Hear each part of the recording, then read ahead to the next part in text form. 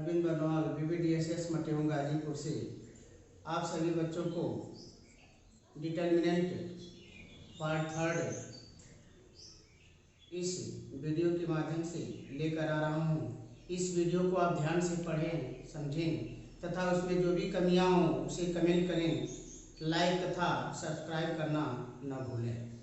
तो सारणी के इस पार्ट में हम पढ़ेंगे उपसारणिक सगुणनखंड, सखंडजाव्यू तथा उससे संबंधित प्रश्न और समीकरण द्वारा हल करना। तो उपसारणिक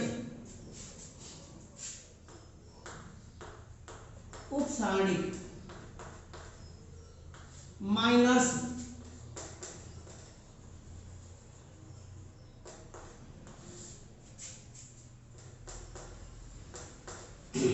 तथा सगुणनखंड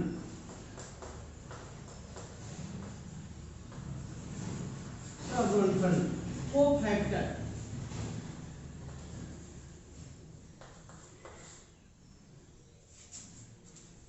मान लेते हैं कोई सारणिक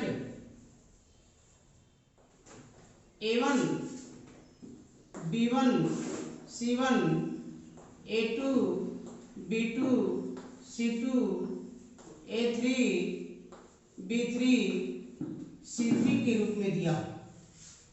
तो A1 B1 C1 A2 B2 C2 A3 B3 C3 ये सभी इस सारणी के एलिमेंट कहे जाते हैं, अवयव।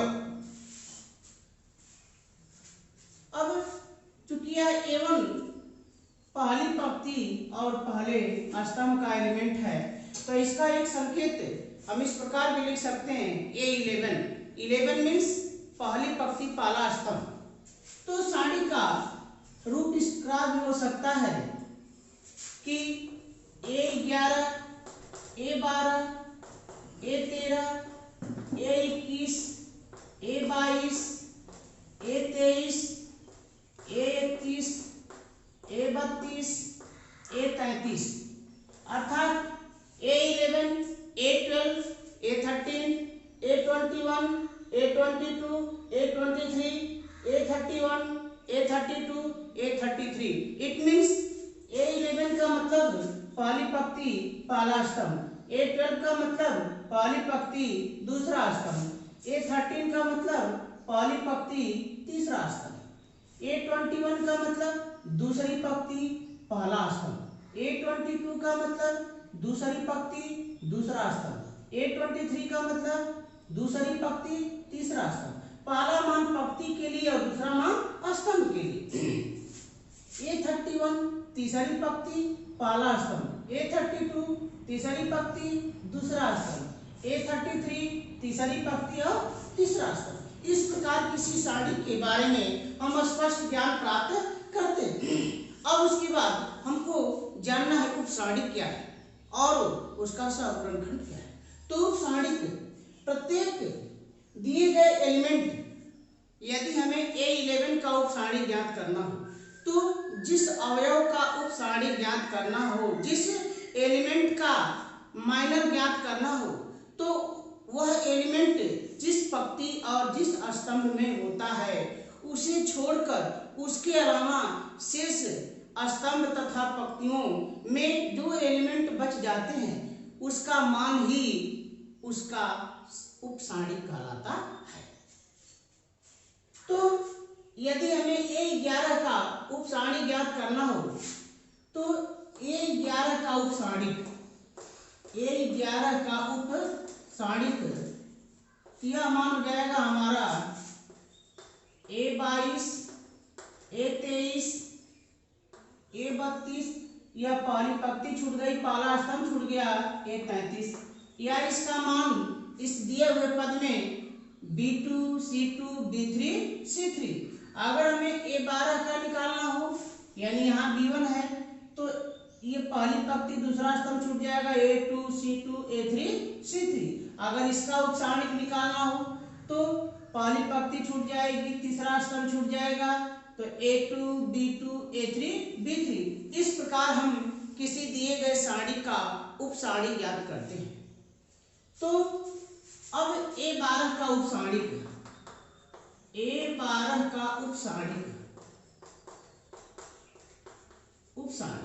क्या हो जाएगा मान हमारा A12 पहली पंक्ति और दूसरे स्तंभ में है, तो यह A21 A23 A31 A33। उसी प्रकार A13 का अगर हमको उप सारणी ज्ञात करना हो, A13 का उप सारणी ज्ञात करना हो, तो यह मान हो जाएगा A13 पहली पंक्ति और तीसरे स्तंभ में है, तो A21 A22 A31 A32, यह मान हो जाएगा हमारा A13 का उप सारणी। इसी प्रकार यदि हमें सहगुणनखंड ज्ञात करना हो, तो सहगुणनखंड ज्ञात करने के लिए हम यह देखते हैं कि दिया हुआ एलिमेंट जिसका हमें सहगुणनखंड ज्ञात करना है वह किस पंक्ति और किस स्तंभ में है। तो दिया हुआ एलिमेंट जिस पंक्ति और जिस स्तंभ में होता है, -1 की पावर स्तंभ और पंक्ति दोनों को हम प्लस करके तथा उप सारणी से गुणा करके हम सहगुणनखंड का मान ज्ञात करते हैं। जैसे A11 का सहगुणनखंड,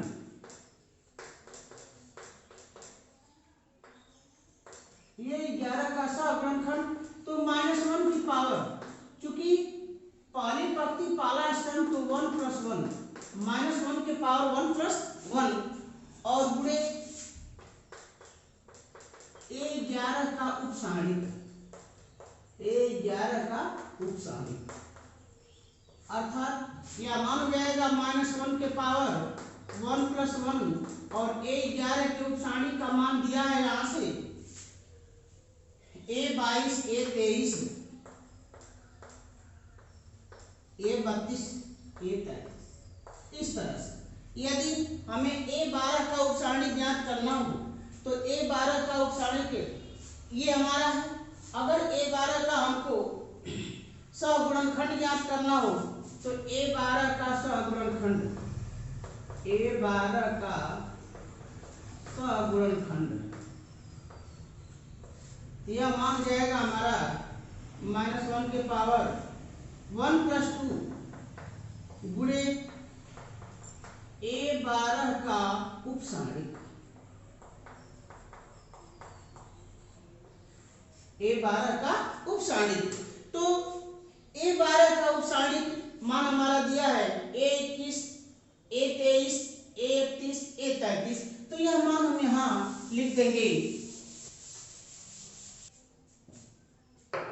का उप सारणी का अगर हमें लिखना हो, तो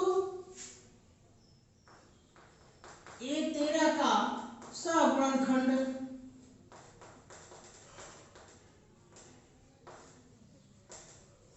यह हो जाएगा मान -1 के पावर 1 + 3 गुणे A13 का उप सारणी।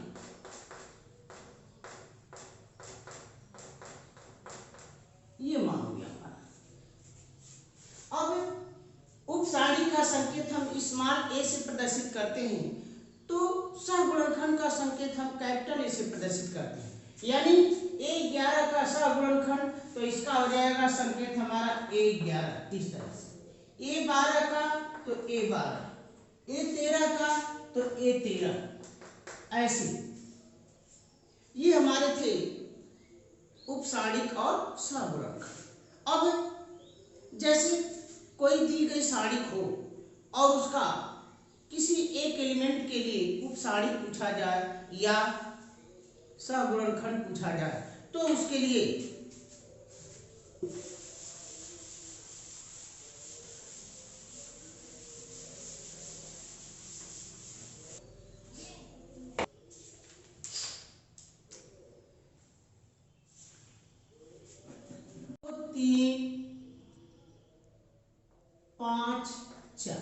यह मान हमें दिया हुआ है 2 3 5 4।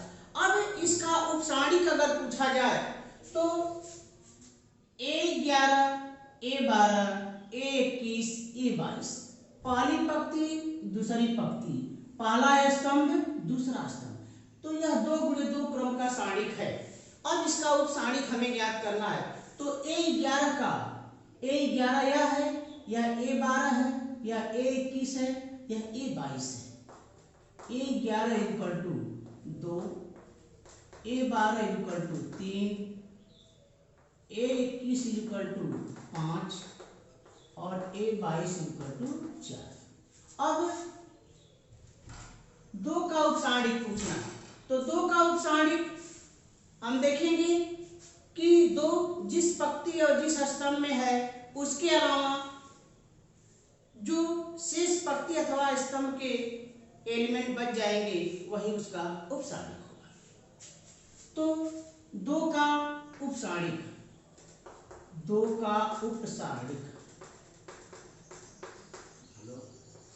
तो 2 का उपसारणिक, चूंकि यह पंक्ति छूट गई यह स्तंभ छूट गया तो यह बच गया 4, तो 2 का उपसारणिक हो जाएगा 4।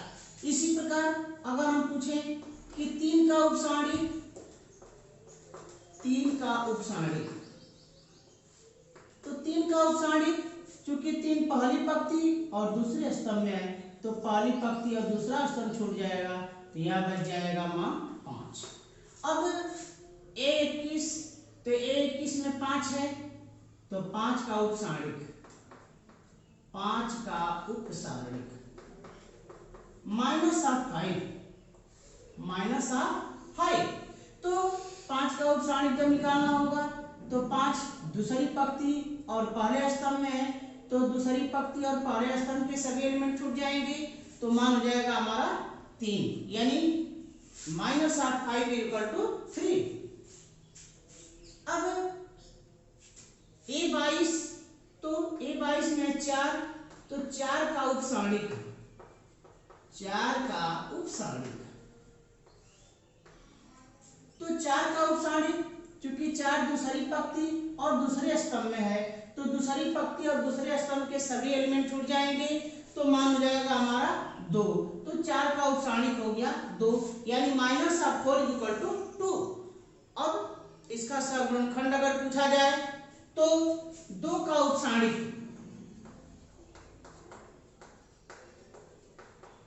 2 का सगुणनखंड अगर पूछा जाए कोफैक्टर, 2 का सगुणनखंड, सहगुणनखंड,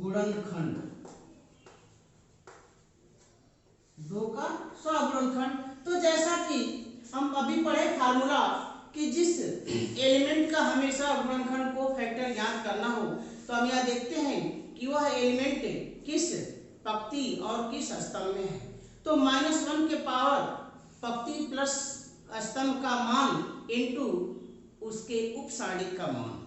तो चूंकि 2 का सगुणनखंड निकालना है तो 2 पहली पंक्ति और पहले स्तंभ में है, अतः 2 का गुणनखंड तो -1 के पावर 1 + 1 और गुणे 2 का सारणिक, 2 का उपसारणिक, 2 का उपसारणिक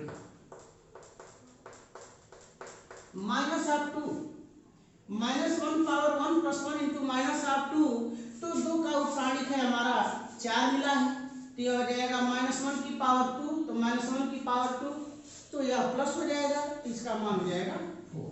अब उसके बाद 3 का उपसारणिक, तो 3 का सगुणनखंड,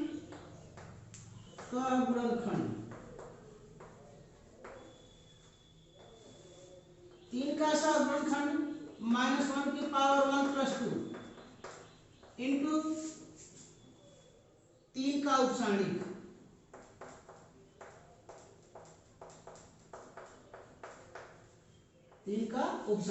तो -1 के पावर 1 + 2, -1 के पावर हो जाएगा 3, तो -1 के पावर 3 की वैल्यू हो जाएगी -1 और 3 के उपसारणिक का मान है 5 तो ये हो जाएगा -5।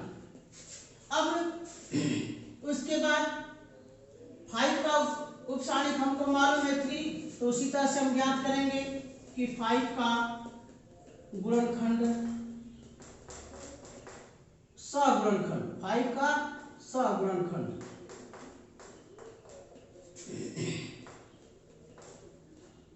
तो -1 के पावर, अब 5 जो है यह 11 12 21 22, तो यह दूसरी पंक्ति और पहले स्तंभ में है तो -1 के पावर 2+1, यह आ जाएगा -1 के पावर 2+1 इंटू 5 का उपसारणिक, 5 का उपसारणिक। तो 5 के उपसारणिक का मान हमारा 3 और -1 के पावर 3 की वैल्यू माइनस, तो हो जाएगा -3। अब उसके बाद 4 का सहगुणनखंड, 4 का सहगुणनखंड, तो 4 का सहगुणनखंड, तो 4 जो है दूसरी पंक्ति और दूसरे स्तंभ में है, तो -1 पावर 2 + 2, -1 पावर 2 + 2 इंटू 4 का उपसारणिक,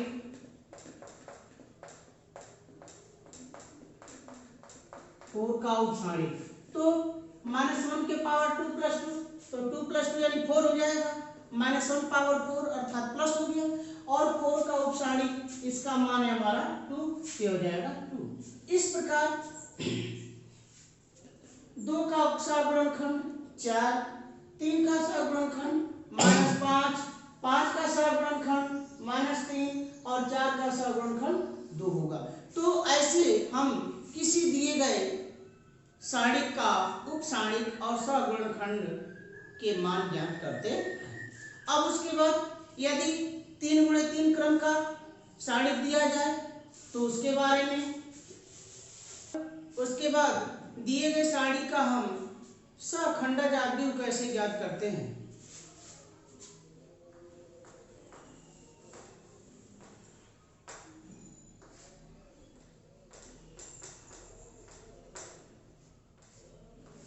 सहखंडज आव्यूह, तो सहखंडज आव्यूह के लिए किसी दिए गए सारणिक की सभी सहगुणनखंडों को, किसी दिए गए सारणिक के सभी सहगुणनखंडों को जब हम एक नए प्रारूप में उनका मान तैयार करते हैं तो यह मान सहगुणनखंड, सहखंडज आव्यूह कहलाता है। जैसे किसी दिए गए सारणिक की सहगुणनखंड यानी AIG अर्थात पंक्ति और स्तंभ, तो यह हो गया मान हमारा A11, A12, A13, A21, A22, A23, A31, A32, A33। तो जब इसका हम सहखंडज निकालते हैं अर्थात एडजॉइंट मैट्रिक्स, तो adjoint A equal to AIJ का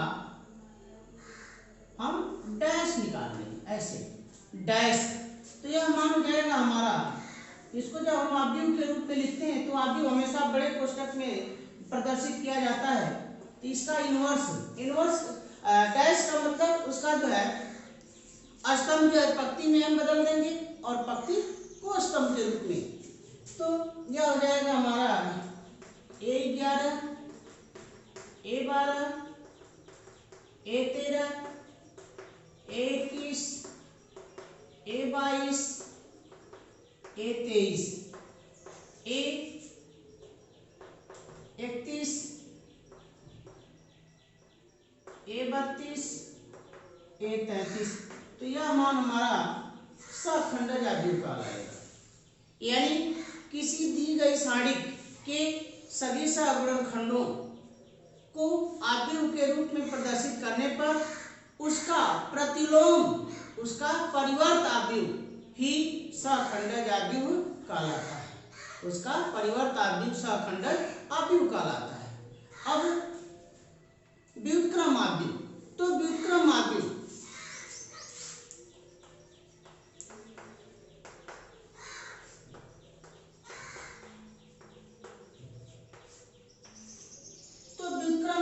हम A इनवर्स से प्रदर्शित करते हैं। A इनवर्स इक्वल टू सूत्र होता है हमारा adjoint A upon mod A, adjoint A upon mod A। किसी दिए गए किसी दिए गए आव्यूह का जब हम एडजॉइंट ज्ञात करते हैं, सहखंडज आव्यूह ज्ञात करते हैं और उससे प्राप्त उसके संगत सारणिक के मान से जब हम भाग देते हैं तो हमारा व्युत्क्रम आव्यूह अर्थात ए इनवर्स का मान ज्ञात होता है। अब कोई एक प्रश्न जिससे हम व्युत्क्रम आव्यूह का मान ज्ञात करते हैं।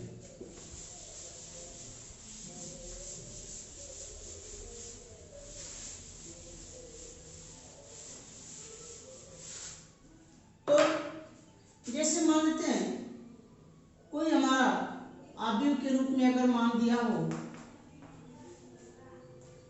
1 1 1 2 3 4 3 2 5 अगर यह मान हमको दिया है, अब इस दिए गए मान से कहा जाए कि सहखंडज आव्यूह तथा इसका व्युत्क्रम आव्यूह ज्ञात कीजिए, यानी ए इनवर्स ज्ञात कीजिए।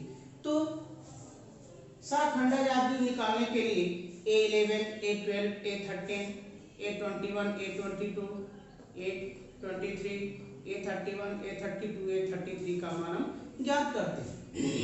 तो A11 यानी A का तो इसे लिखेंगे सगुणनखंड के रूप में, सगुणनखंड करने पर तो A11 इक्वल टू -1 के पावर 1 प्लस 1 इंटू A11 का उपसारणिक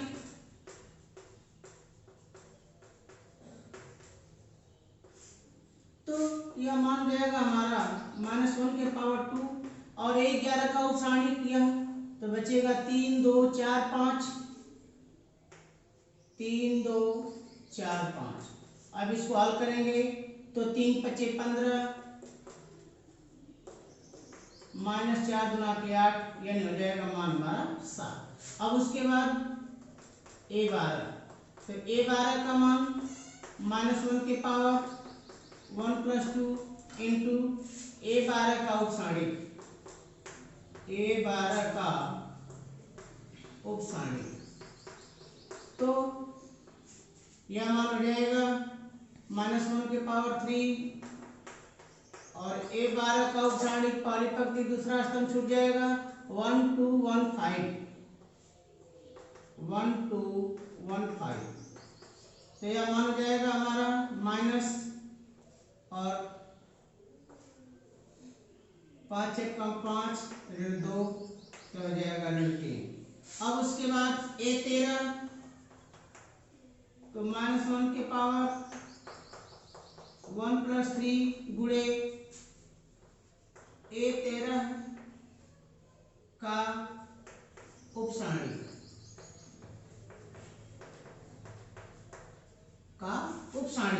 तो यह मान रहेगा -1 के पावर 4 इंटू A13 का उपसारणिक तो यह पहली पंक्ति और तीसरा स्तंभ छूट जाएगा 1 3 1 4 1 3 1 4 तो यह हो जाएगा -1 के पावर 4 की वैल्यू प्लस तो 4 1 कम 4 ऋण 3 यानी बराबर हो जाएगा 1। इसी प्रकार हम अन्य मान ज्ञात करते हैं कि A21 तो A21 बराबर -1 के पावर 2 प्लस 1 गुणे A21 का उपसारणिक तो 21 का उपसारणिक तो दूसरी पंक्ति और पहला स्तंभ छूटेगा इस तरह से, दूसरी पंक्ति और पहला स्तंभ बच जाएगा 2 3 4 5 यहाँ आ जाएगा मान 2 3 4 5। अब जब इसको हम हल करते हैं तो -1 के पावर 3 और यह हो जाएगा 5 गुना के 10 और -4 के यहाँ 12 तो -2 और माइनस इसमें तो हो जाएगा प्लस तो 2 1 कम 2।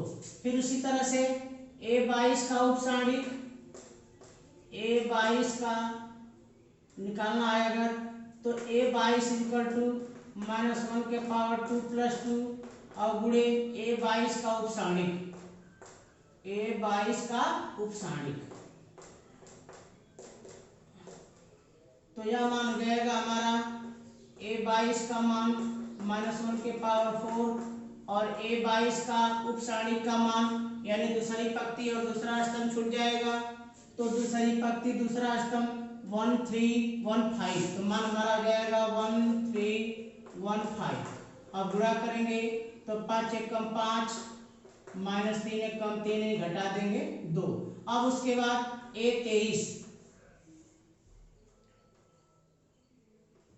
तो A23 बराबर -1 के पावर 2 + 3 गुणे A23 का उपसारणिक, A23 का उपसारणिक,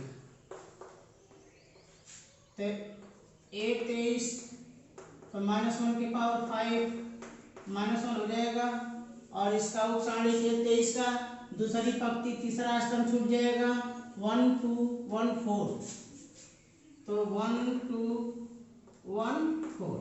अब इसको जब हम हल करेंगे तो माइनस, अब इधर हो जाएगा 4 एकम 4 -2 एकम 2, 4 में से 2 घटा दिए 2, माइनस से गुणा कर दिए -2।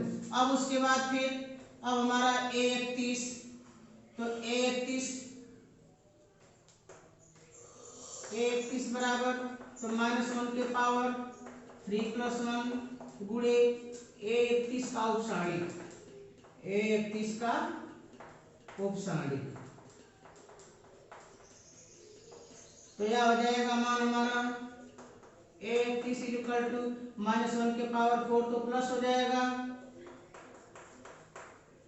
और उपसारणिक 31 का यानी तीसरी पंक्ति पहला स्तंभ, तीसरी पंक्ति पहला स्तंभ 2 3 3 2, यह मान हो जाएगा 2 3 3 2। अब इसको जब हम हल करेंगे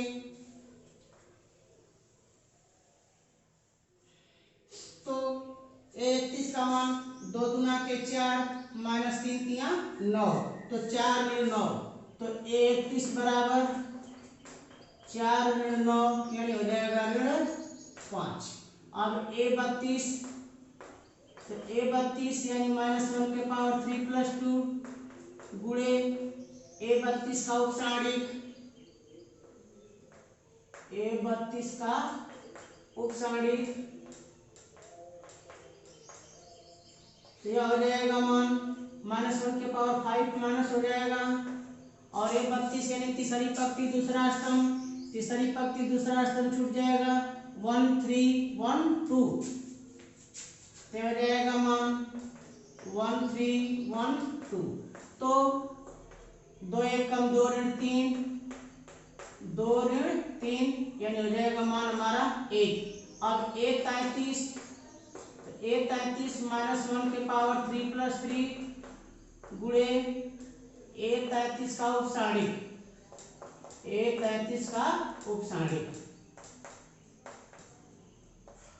तो -1 के पावर 6 का मान हो जाएगा प्लस A33, तो तीसरी पंक्ति तीसरा स्तंभ छूट जाएगा 1 2 1 3 1 2 1 3, तो 3 एकम 3 ऋण 2 3 ऋण 2 यानी बराबर हो जाएगा 1। तो इस प्रकार हमारा A का आप भी हो जाएगा AIJ, जिसको हम लिख सकते हैं AIJ, तो AIJ यानी A11 A12 A13 A21 A22 A23, तो A11 A12 A13 A21 A22 A23 A31 A32 A33 मान रख देंगे। तो A11 का मान हमारा प्राप्त हुआ है 7, A12 का मान -3, A13 का मान 1, A21 का मान 2, A22 का मान 2, A23 का मान -2, A31 का मान -5, A32 का मान 1, A33 का मान 1। अब A20 =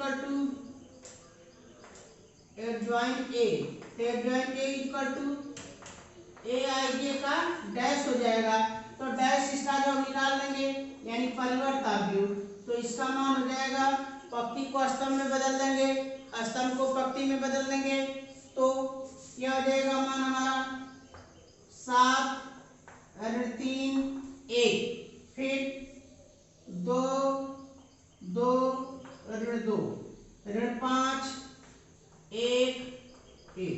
तो ऐसे हम जो है किसी दिए गए आव्यूह का सखंडज आव्यूह ज्ञात करते हैं, किसी दिए गए आव्यूह का सखंडज आव्यूह ज्ञात करते हैं। अब उसके बाद हमें व्युत्क्रम आव्यूह यानी ए इनवर्स का मान कैसे ज्ञात करेंगे, तो ए इनवर्स, तो ए इनवर्स इक्वल टू सूत्र हमारा है एडजॉइंट ए अपॉन मॉड ए। दिए गए आव्यूह का सारणिक रूप में मान, तो मॉड ए इक्वल टू, तो 1 1 1 2 3 4 3 2 5। अब इसको हम हल कर देंगे, तो इसका विस्तार कर देंगे किसी भी पंक्ति अथवा स्तंभ के सापेक्ष 1, तो यह आ जाएगा 3 2 4 5 -2 1 2 1 2 1 5 +3, तो हो जाएगा 1 3 1 4। तो अब हल करेंगे, 5 3 15 ऋण 8 15 ऋण 8, आगे इसके वन है -2 5 एकम 5 ऋण 2 +3 4 एकम 4 ऋण 3, तो यह आ जाएगा 15 में से 8 घटा देंगे 7 एकम 7, 5 में से 2 घटा दिए 3 3 दूना के 6 -6, और यह हो गया 4 में से 3 घटा दिए 1, तो 3 एकम 3, 7 3 10, 10 में से 6 घटा दिए 4 हो गया। तो फिर हम लिखेंगे A inverse equal to adjoint A upon mod A, adjoint A upon mod A, तो 4 से हम भाग दे देंगे 1/4, यह मान हो जाएगा हमारा 7 - 3 1 2 2 2 2 2 -2 -5 1 1। तो ऐसे हम मान ज्ञात करते हैं व्युत्क्रम आव्यूह का। इस प्रकार यह वीडियो अगर आपको अच्छा लगा हो तो आप इसे लाइक तथा सब्सक्राइब अवश्य करें। यदि इस वीडियो में जो भी कमियां मिली हों उसे कमेंट करना न भूलें। बहुत बहुत धन्यवाद।